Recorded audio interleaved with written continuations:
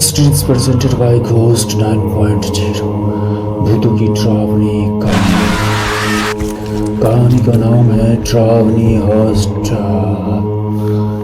शहर से दूर पहाड़ियों के बीच एक पुराना हॉस्टल था, जिस हॉस्टल का नाम श्यामल हॉस्टल रखा गया। इसे कॉलेज के नए छात्रों के लिए खोला गया था, लेकिन इसके बारे में कई अजीब किस्से पहले से ही मशहूर थे।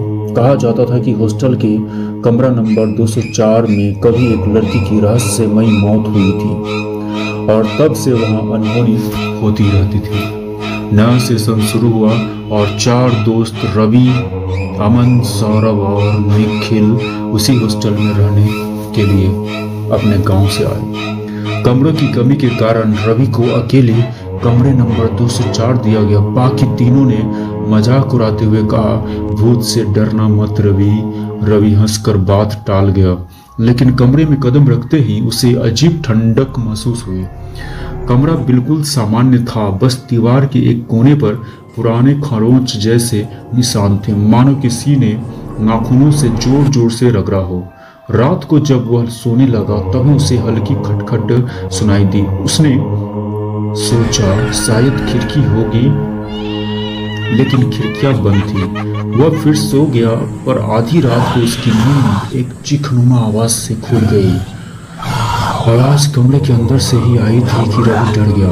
उसने टॉर्च जलाई और पूरे कमरे को देखा, कोई नहीं था। तभी उसे दीवार पर बने निशान और गहरे दिखने लगे, जैसे अभी अभी बनाए गए थे। उसका दिल जोर जोर से धड़कने लगा।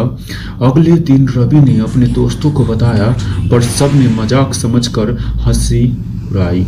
उन्होंने कहा, बहुत पढ़ लेता है, दिमाग घूम गया है तुम्हारा।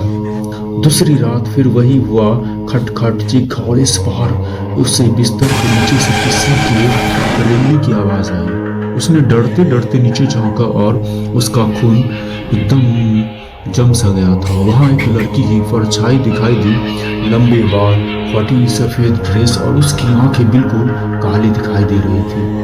रवि डर के मारे वहीं पे बेहोश हो गया और सुबह उसे दोस्ते ने कमरे में बेहोश पाया। वह जोर देकर कमरा बदलवाने की मांग करने लगा। वार्डन पहले तो नहीं माना, लेकिन रवि के जिद करने पर उसे दूसरा कमरा दे दिया गया। अब 204 खाली पड़ा हुआ था। कुछ दिनों बाद हॉस्टल में नई छात्रा, जिसका नाम था सिम्मी, उसे कमरा नंबर 204 थी। सबने उसे कमरे के बारे में चेतावनी दी, पर वह बोली, भूत भूत कुछ नहीं होता। पहली ही रात सिम्मी ने कमरे में अजीब आवाजें सुनी। अचानक शीशे मुंह से अपने पीछे एक लड़की खड़ी नजर आई, काली आंखें, फटी ड्रेस, वही जिसे रवि ने देखा था। सिम्मी चीखते हुए बाहर भागी। हॉस्टल में हड़कंप मच गया।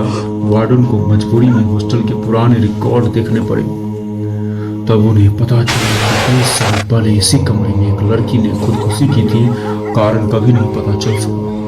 आज भी कहा जाता है कि रात के समय कमरा नंबर 204 की खिड़कियां अपने आप खुल जाती है और अंदर से धीमी रोने की आवाजें आती है, और जो उस कमरे में रहता है वो कभी पहले जैसा नहीं रहता, और इस प्रकार उसकी आत्मा आज भी किसी नए रूममेट की तलाश में भटकती रहती है और कहानी इसी के साथ खत्म हो जाती है। और ऐसी डरावनी कहानी सुनने के लिए मेरे चैनल को जरूर सब्सक्राइब